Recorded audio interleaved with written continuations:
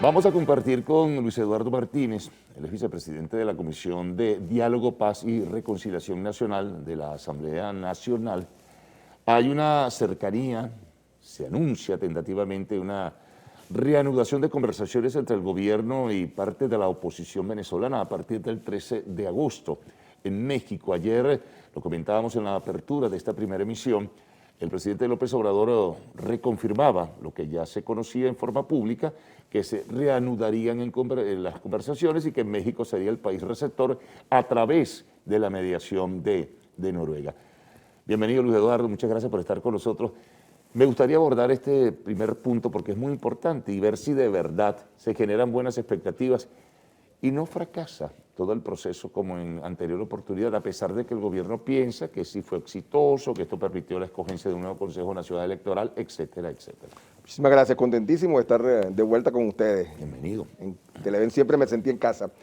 Nosotros tenemos un moderado optimismo con las negociaciones, diálogo que deberían realizarse en los próximos días en México.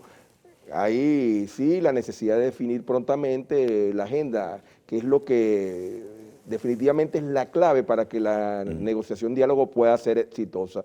En eso se está trabajando. Es imposible prever que se obtengan buenos resultados si no se está claro cuáles son los puntos que se van a discutir. Cada una de las partes ha puesto la vara muy alta y eso es propio de cualquier proceso de negociaciones, pero es de esperar que en las próximas horas se moderen las posiciones de tal manera que podamos ir a una discusión donde los venezolanos, las venezolanas puedan salir ganadores, porque en definitiva el problema fundamental es que mientras se estira el tiempo político, el tiempo económico, el tiempo social, cada día es más dramático en nuestro país. Sí, hay como dos temas que pudiéramos decir dentro de la agenda, digo, que pudieran ser medulares. De parte de la oposición que asistirá a esas conversaciones se insisten, son recurrentes estos factores de la oposición en decir elecciones libres, justas, transparentes, elecciones presidenciales, nuevas elecciones parlamentarias, en fin, con asistencia y observación internacional en este sentido.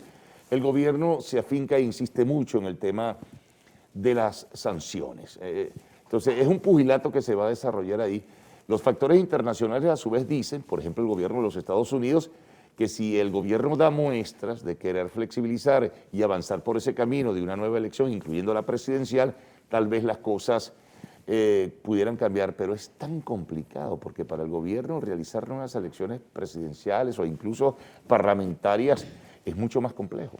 Bueno, es una muestra de absoluta ingenuidad pensar que el Ejecutivo Nacional, que el Gobierno Nacional va a facilitar la realización anticipada de unas elecciones presidenciales y de elecciones parlamentarias que apenas hace unos meses atrás se efectuaron en Venezuela.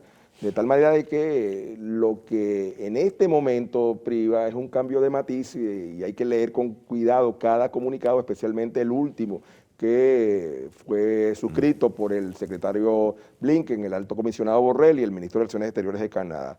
Se procuran las mejores condiciones para elecciones, pero hacen referencia particular a las elecciones regionales y municipales que se efectuarán el 21 de noviembre. Esa es una dura prueba que estamos trabajando de tal manera de garantizar la mayor transparencia. La designación del Consejo Nacional Electoral es una buena muestra. Las auditorías 15 hasta ahora que se han venido efectuando del software y del hardware es también una buena muestra. La casi seguridad de que va a haber observación por lo menos de la Unión Europea es también un buen paso. La información que manejo es, por lo menos, ¿no? Sí, bueno, la información que manejo es que la misión técnica que estuvo en Venezuela, a pesar de las observaciones que hizo, que ese es su trabajo, está recomendando que efectivamente la Unión Europea mande observadores internacionales que son claves para no solamente garantizar la transparencia del proceso, sino para evitar exceso. Está por venir, y lo anticipo, a Venezuela funcionarios de más alto nivel que los técnicos que acudieron hace unas semanas de la Unión Europea, que pudieran entonces avanzar mucho más en garantizar la presencia de observadores internacionales, que para nosotros es fundamental. Sí. Ahora, Luis Eduardo, visto lo que señalas, uno pudiera decir que es muy poco probable que el gobierno que se va a sentar en la mesa con los opositores acepte la realización de un nuevo proceso electoral. remitirá al gobierno a las elecciones del 2024 o acepte la escogencia entonces en esta circunstancia de una nueva Asamblea Nacional. Repito, absolutamente ingenuo. O sea, si nosotros valoramos cuáles son las condiciones del país, las condiciones políticas, o sea, tenemos que concluir necesariamente que no hay en este momento la fuerza suficiente interna para que el gobierno acepte adelantar las elecciones presidenciales. Bueno, la oposición fracturada que está dando poco puede hacer por una eso. muestra de verdad de Lo que hemos venido debilidad. planteando, Carlos, es precisamente que tenemos que acumular fuerzas, que tenemos que ganar plazas, de tal manera de ir generando el músculo suficiente para así lograr el cambio en Venezuela el año que viene. Y eso es parte quizás de las cartas que se manejarán en las convenciones en México. Hay la alternativa del referéndum revocatorio. Si tú tienes la posibilidad de cumplir con las fases que establece la Constitución, entonces esa es una alternativa de corto plazo. ¿Qué sugeriría? ¿Centrarse a toda la oposición como tal, con todos los matices, que eso va a ser más complicado que ellos se pongan de acuerdo,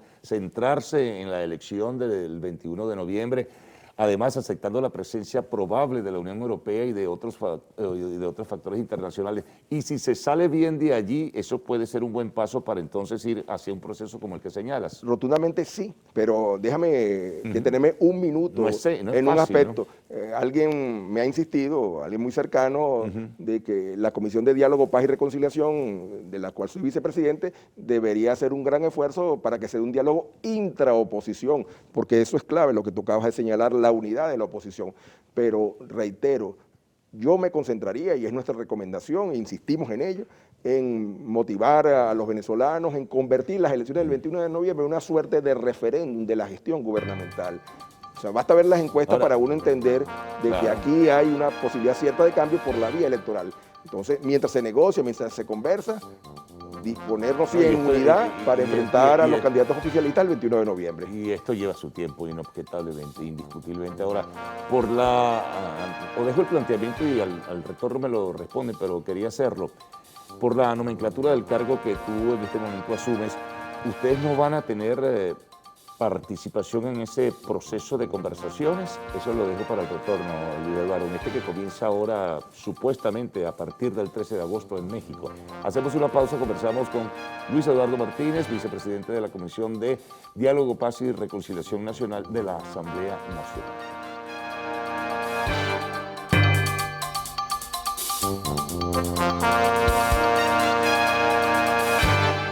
Bueno, seguimos con Luis Eduardo Martínez. Quedaba pendiente de la forma como la comisión, o tú mismo como vicepresidente de la misma, de Diálogo, Paz y Reconciliación Nacional, pudiera involucrarse. ¿Las partes aceptarían que ustedes o tú particularmente te involucraras y participaras allí en México? Bueno, en principio el enfoque es distinto. Digo más de parte de la oposición que del gobierno, digo. En principio, te repito, el enfoque es distinto. Sí. Primero porque en Venezuela no hay una oposición, en Venezuela hay varias oposiciones. Sí, bueno. Entonces, en este momento las oposiciones están evaluando por separado la conveniencia de participar en el diálogo de negociación de México. Hasta hoy, cada una de esas oposiciones está en un proceso de análisis. Nosotros tenemos este fin de semana una jornada de revisar la conveniencia de acudir a esa jornada. ¿Quiénes participan allí?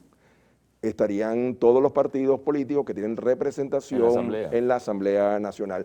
Pero no solamente lo estamos haciendo nosotros, hasta donde tengo entendido, el grupo de partidarios de María Corina Machado también está evaluando, y hasta ahora lo que se adelanta es que no van a participar. El grupo de partidarios que lidera Enrique Capriles, que tiene un peso específico en Venezuela, también está evaluando, y hasta donde sé, tiene dudas de participar. Y pareciera entonces de que el diálogo de negociación parte con dificultades. Yo he insistido antes y ahora quiero recordarlo, a pesar de que ya sé que no hay posibilidad de que sea así. Primero, que el diálogo debió haberse hecho en Venezuela, no tiene sentido delegaciones en México durante semanas quizás. ¿Quién paga eso? Claro. Luego insistimos en que el diálogo tenía que ser transparente y luego que tenía que ser inclusivo y tenía que incorporarse para esa negociación, diálogo, a sectores como los empresarios, como los comerciantes, como las iglesias, como las academias, de tal manera que fuera una verdadera discusión entre las partes que están interesadas en el problema de Venezuela. Aquí el presidente de Fedecámaras, Luis Eduardo, esta misma semana, de alguna forma asomaba, ¿no?, de que ellos quisieran involucrarse en todo el proceso. ¿Cómo se hizo la escogencia? ¿Cuáles fueron las variables? Solamente participa el sector vinculado al llamado G4, en fin. Y es un error gravísimo, si fuera así. Yo he hablado con Carlos Fernández, tu tocayo, Sí. en innumerables ocasiones. El pasado, con Z, el mío con S. Sí, me di cuenta. Y estuve discutiendo con la periodista, le dije, ¿qué es Z? No, es S. Con Carlos y ahora con el resto de los directivos, entre ellos a Dan Celis, hijo. Y entonces coincidimos en que los empresarios venezolanos, como otros sectores, reitero, son parte importante de la solución. El problema no puede verse... ¿Y el gobierno los aceptaría, Luis Eduardo? Yo estoy convencido que sí, porque hasta ahora se han venido dando importantes acercamientos. La presencia de la vicepresidenta ejecutiva en la Asamblea Anual del DF de Cámara es una buena señal pública, pero nosotros somos testigos de... En cambio, la oposición, la otra oposición, o esa parte de la oposición del G4 no aceptaría la presencia empresarial. Habría que preguntárselo a ellos. No, ellos le han dado muy duro al sector empresarial por eso de la presencia de Delcy Rodríguez y la reunión con Fede Cámara. Es un error gravísimo, ese es un error gravísimo, porque aquí en Venezuela la única solución a esta dramática crisis es que todos nos entendamos, que cada una de las partes deje atrás tanto egoísmo, tanta mezquindad. No hay ninguna alternativa distinta a que trabajemos juntos, y los empresarios, y las academias, y las iglesias, y los trabajadores son fundamentales, más allá de los partidos políticos. El éxito, y yo tengo que catalogarlo así, de la Comisión para el Diálogo, la Paz y la Reconciliación de la Asamblea Nacional, ha estado que desde el primer día entendimos que el problema de Venezuela no es solamente de carácter político, que los actores políticos no son los únicos protagonistas del proceso de reinstitucionalización de Venezuela, y por eso nos hemos acercado a todos los sectores de la vida nacional, de tal manera de que yo apuesto al éxito de la negociación diálogo en México. Espero que se resuelvan los problemas medulares, fundamentalmente el tema de las sanciones, que agota todo. Claro, pero el tema de las sanciones, me parece, o lo percibo así, no es tan fácil que se pueda desmontar en una reunión de este tipo. Esto es un proceso largo y es bueno que el colectivo comience a entender que esto no es un proceso fácil, es engorroso y está el camino muy empedrado, pero esto de las sanciones, el gobierno lo va a soltar en la mesa, evidentemente, y lo ha hecho público y explícito. Ahora que comience aquel pugilato y aquel desarrollo de conversaciones y que el gobierno también tiene que dar muestras para que entonces el gobierno de los Estados Unidos diga, como lo ha dicho ya el Departamento de Estado, entonces comience a evaluar a ver si de verdad... Creo que el término es quid pro quo. O sea, cada una de las partes tiene que ir cediendo progresivamente para que entonces se alcancen verdaderos acuerdos. Pero reitero, yo quiero ser optimista porque no tengo una alternativa diferente, porque si no somos optimistas en este proceso, entonces seguimos condenados a mantener nuestra situación que perjudica a todos los venezolanos, a ti, a los camarógrafos, a quienes trabajan en el canal, a todos, absolutamente todos, porque si hay algo que tenemos que tener claro, que Venezuela merece salir de esta crisis recurrente en la cual la confrontación política nos ha sumergido. Ahora, en términos generales uno ya comienza como a intuir que esto no va a ser sencillo, obviamente, pero que tampoco pueden comenzarse a hacer especulaciones ni formularse conjeturas de que esto va a salir bien, ¿no? Es complejo. Yo, honestamente, yo como ciudadano de este país lo veo con muchísimo, ni siquiera digo expectativa, lo veo con muchísimo temor. Yo no soy optimista. Bueno, a pesar de que tú lo eres. No, yo quiero ser optimista, porque no tengo alternativa diferente, porque si estoy convencido de que es el diálogo la salida, entonces no puedo abordar estas posibilidades con pesimismo. Quizás el que lo ha dicho mejor es Juan González, que es el asesor del Consejo de Seguridad Nacional de los Estados Unidos, que según La Voz de América y el Herald, hace pocos días, señaló de que las negociaciones son muy complejas, que son complejísimas, que se está armando una estructura para poder abordar el inicio de la negociación. Hasta estas alturas todavía no hay agenda. ¿Cómo va a haber una negociación, un diálogo sin agenda? Entonces es muy, muy complicado. De tal manera que... Pero es una lástima ir a perder el tiempo también. Bueno, por eso es mejor, hubiese sido mejor perder el tiempo en ocupar la costa, Choroní, o hasta Pedernales, o Caripe, y por eso decía que había que negociar aquí. Pero reitero, Carlos, estamos obligados a confiar en que las cosas salgan bien. Uno lo que percibe, Luis Eduardo, es que por lo que dice el vocerío oficial, el gobierno está más claro en lo que quiere, pero la oposición dispersa. Es más, ni siquiera han querido llamar diálogo, negociación, conversaciones. O sea, de verdad, que si lo vas a abordar de esa forma en un principio. Le tienen miedo a lo que un grupo de bob o de cuentas chimbas, o de cuentas, tú sabes, de pocos seguidores, Mira, si Rómulo Betancourt estuviera vivo, yo no sé qué estuviera haciendo con las redes sociales, pero tú no puedes imponer... Es decir, las redes sociales te van a marcar la pauta. Pero es que lo están imagínate. haciendo en algunos sectores de la vida nacional y eso es triste. Entonces, te reitero, hay que hacer un esfuerzo, las próximas horas son vitales. Yo tengo incluso dudas de que el 13 De agosto se inicien, pero en cualquier caso no hay alternativa distinta. O en México, o en Caracas, o en cualquier lugar del país, preferiblemente o del mundo, más temprano que tarde será el diálogo y la negociación la que nos va a sacar de esta crisis. Luis Eduardo, muchas gracias por haber compartido por y favor. haber presentado pues, tu punto de vista acá en este segmento de la entrevista en la primera emisión del Noticiero Renovador. Invitación para una próxima oportunidad. Nos vamos a una pausa. Al regreso, arte y espectáculos en Lo Actual.